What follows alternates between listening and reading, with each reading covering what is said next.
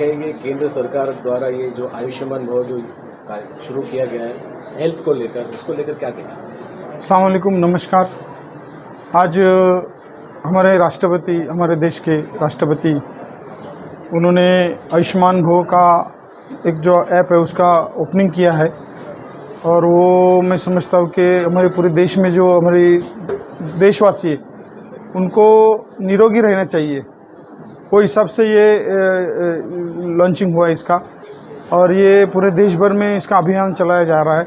और ये हर हफ्ता में हर एक बीमारियों का टेस्टिंग होगा। पहले हफ्ता में इसका ब्लड प्रेशर है, जैसे शुगर है, ये सब बीमारी है। फिर बाद में सेकंड हफ्ते में अपना ये होगा, क्या बोलते हैं उसको, बच्चों का और लेडीज़ लोग का, सॉरी टीबी और लेप्रेसी का होगा। और थर्ड हफ्ते में बच्चे और जो गरोदर प्रेग्नेंट माता है उनका चेकअप होगा। और ये चेकअप होके बाकायदा सिर्फ चेकअप नहीं होगा, उसके ऊपर उपचार भी होगा। उसको जो ये है जो बीमारी डिटेक्ट होगी उसके ऊपर पूरी तरीके से इसका मुफ्त इलाज किया जाएगा। फिर बाद में इसमें हमारे जो एक बोलते हैं कि जिसके जेब में आयुष्मान भारत का कार्ड है वो आरोग्य की दृष्टि में बहुत बड़ा श्रीमंत है, ऐसा कहा जाता है। तो मैं समझता हूँ कि ये आयुष्मान भारत का जो कार्ड हर जो हमारे देश का नागरिक है उसकी जेब में होना जरूरी है। क्योंकि अगर वो कार्ड है तो आपको कितना भी बड़ा आपका बीमारी हो रहे हुए तो उसके लिए आप फ्री में उसका इलाज कर सकते। क्योंकि और उसका भी ये तो बहुत टाइम से चालू ही है, इसकी भी पूरी जानकारी ली जाएगी हमारे नागरिकों की तरफ से और उनका भी आयुष्मान भारत का कार्ड बनाया जाएगा। ये बहुत सारी ऐसी जो योजनाएं हैं, जैसे कि हमारे डॉक्टर साहब ने पूरी इसकी मालूमात दी है। ये 31 दिसंबर तक ये पूरा अभियान चलाया जाएगा। और हमारे हर देश का हर नागरिक जो निरोगी कैसा हो, इसके ऊपर हमारे प्रधानमंत्री और हमारे महाराष्ट्र के मुख्यमंत्री, इनके माध्यम से भी आज दोपहर को उसका ओपनिंग हुआ है। और मैं समझता हूँ कि उसमें और एक अभियान चलाया जाएगा, जैसे कि जो बच्चे हैं स्कूल के बच्चे हैं, स्कूल के बच्चों को भी इसमें ये किया है।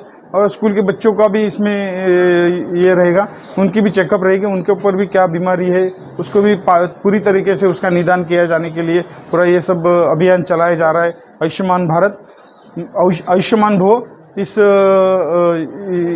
आयुष्मान भव योजना चालू करने के लिए हमारे देश के राष्ट्रपति, पंतप्रधान और हमारे महाराष्ट्र सरकार के मुख्यमंत्री और आरोग्य मंत्री, हमारे जो राज्यपाल है, उनका मैं तहे दिल से शुक्रिया अदा करता हूँ। और ख़ास करके ये मुमरा में हमारे इस आरोग्य केंद्र के प्रमुख है डॉक्टर प्रशांत पाटेकर।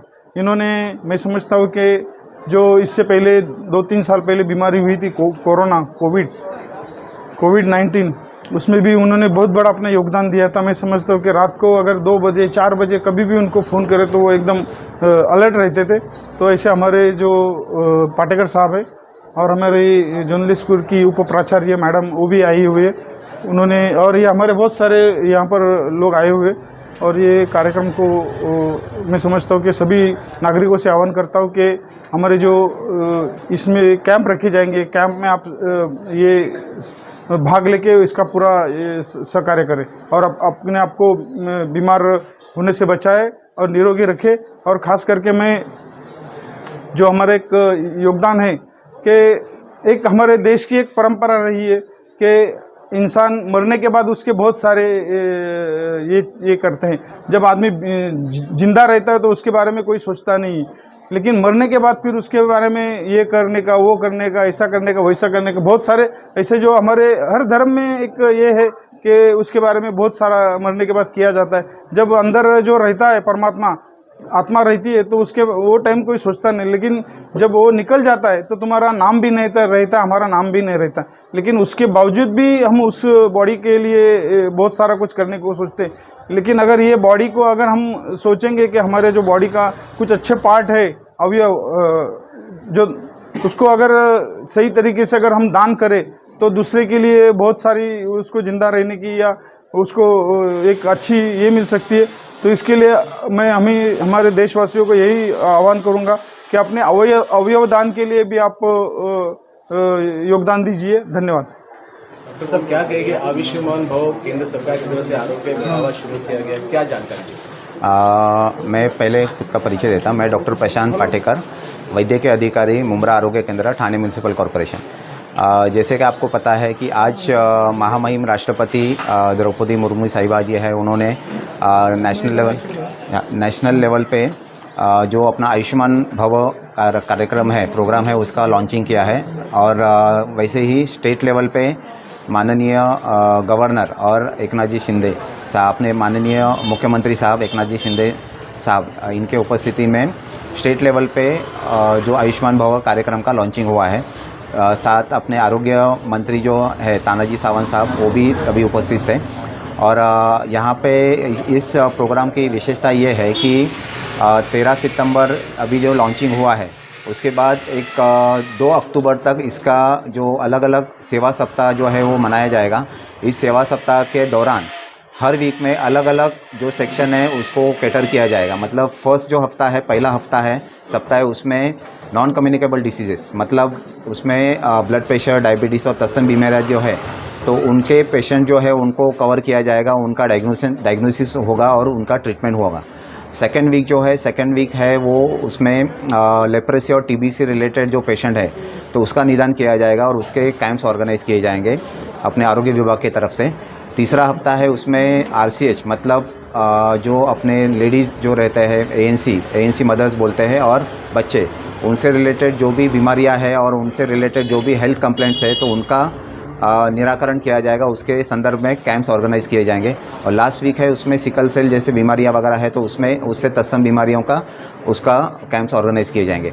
और उसके अलावा जैसे अभी हम लोग ने आपने देखा कि अवयवदान, मतलब ऑर्गन डोनेशन, ये जो ऑर्गन डोनेशन जो है कि आपको पता है कि अपने पूरे देश में ताकि बाकी पूरा वर्ल्ड ओवर की जो बीमारियां तेज़ी से फैल रही है, मतलब किडनी की बीमारियां रहने दो, हार्ट की बीमारियां रहने दो, या लिवर की बीमारी, तो उससे क्या होता है कि अगर एंड स्टेज पे कोई बीमारी चली जाती है तो उसको ऑर्गन ट्रांसप्लांट करना पड़ता है कि जो ऑर्गन है वो डोनेशन की ज़रूरत, ऑर्गन डोनर की ज़रूरत पड़ती है। वो ऑर्गन डोनेशन मिलने के बाद जैसे बोलते हैं ना, हार्ट ट्रांसप्लांट, किडनी ट्रांसप्लांट या लिवर ट्रांसप्लांट, वो मिलने के बाद ही पेशेंट की जान बचाई जा सकती है।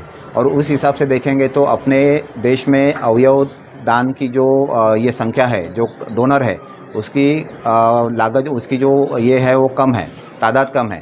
तो सेंट्रल गवर्नमेंट की मनीषा ये है कि अपने देश में अवयव दान की जो मुहिम है या फिर उसके जन जागृति आनी चाहिए। और जो भी हर कोई ज़रूरतमंद जो है, जिसको किडनी की ज़रूरत है, जिसको लिवर की ज़रूरत है, उनके जो लंबी वेटिंग लिस्ट है वो ख़त्म हो, ताकि जो पेशेंट है उनकी जान बचाई जा सके। तो उसके हिसाब से अवयव दान की प्रतिज्ञा हम लोगों ने कुछ देर पहले ली। और दूसरा उसका अभी ये जो मुहिम है उसका और एक कॉन्सेप्ट ये है कि जो स्कूल के बच्चे हैं 18 ईयर्स के, तो वो बच्चों की पूरी आरोग्य की जो संदर्भ में है, जो उसकी पूरी जो है जांच होगी गवर्नमेंट की टीम के तरफ से, और उनको जो भी बीमारियां पाई जाएगी उसका जो संदर्भ सेवा उनको गवर्नमेंट हॉस्पिटल में दिया जाएगा। ये एक पार्ट हो गया। The second part is and the most important is कि जैसे आम जनता है, आम जनता का भी आरोग्य जो चेकिंग है वो गवर्नमेंट की तरफ से या TMC की तरफ से किया जाएगा।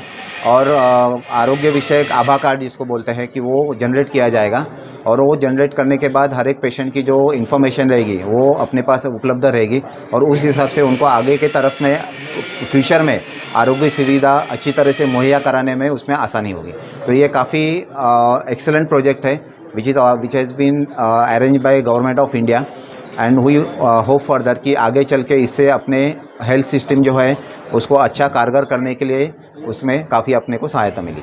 ये जो चेकअप है वो अस्पताल में होगी कि कहीं कैंप भी इसके आगे? नहीं, इसमें ऐसा है कि अभी रूटीन अपनी जो OPD है और रूटीन OPD में भी पेशेंट हम लोग देखते हैं, और इसके अलावा एक्स्ट्रा जो कैंप्स है वो भी हर सप्ताह में हम ऑर्गेनाइज़ करेंगे। एक यहाँ पे करेंगे, और समझो TB और लेप्रेसी के जो अगर पेशेंट है तो उसके लिए हमें फील्ड में जाना पड़ सकता है, तो वो अगर वैसी ज़रूरत पड़ी तो हम लोग फील्ड में भी जाएंगे और वैसे कैंप ऑर्गेनाइज करेंगे हम लोग। कितने महीने तक ये जारी रहेगा? ये अभी जो फिलहाल जो डेट दिया है वो 31 दिसंबर तक ये पूरी मुहिम चलने वाली है। सेवा सप्ताह है वो 2 अक्टूबर तक रहेगा।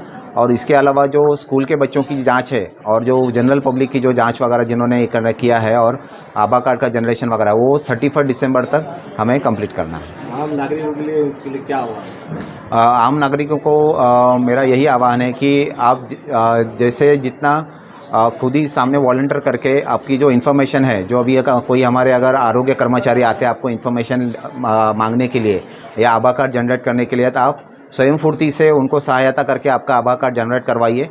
और जो गवर्नमेंट के जो भी नेशनल प्रोग्राम्स है उसमें आप बढ़ चढ़ के हिस्सा लेंगे तो उससे आम जनता का भी फ़ायदा है और गवर्नमेंट को भी आसानी होगी कि जो समाज में बीमारियां है या लोगों का हेल्थ हमको जो कवर करना है उसमें हम लोग को भी आसानी होगी।